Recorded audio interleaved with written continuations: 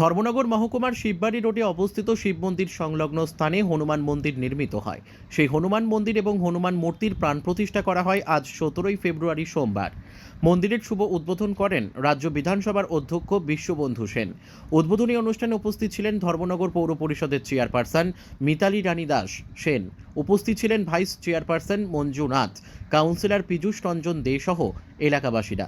উদ্বোধনের শেষে এক সাক্ষাৎকারে অধ্যক্ষ বিশ্ববন্ধু সেন বলেন, যে তার চেয়ে বড় কথা একটা সৌভাগ্য আমার, ওরা এই এলাকার ভক্তপ্রাণ ভক্তমণ্ডলী আমাকে আমন্ত্রণ জানিয়েছেন যে হনুমান মন্দির উদ্বোধন করার জন্য। এই এলাকাটা পবিত্র তীর্থস্থান, এখানে পাশেই শ্রী শ্রী রাম ঠাকুরের আশ্রম, এখানে শিববাড়ি বলে এটা প্রতিষ্ঠিত জায়গা শিববাড়ি।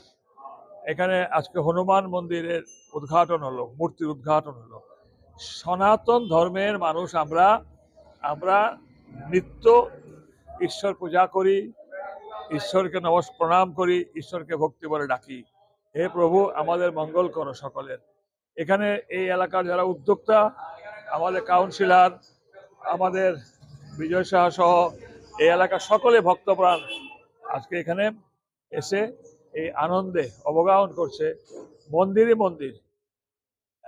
আগামী 26 তারিখ শিবরাত্রি ব্রত, আবার উৎসব হবে, আবার মানুষ এখানে ভক্তপ্রাণ মানুষ আসবে। কিছুদিন আগে রাম ঠাকুরের জন্মদিবস পালিত হয়ে গেল। সুতরাং এই এলাকা কমপ্লিটলি একটা পবিত্র স্থান। জায়গাটার নামই তো শিববাড়ি।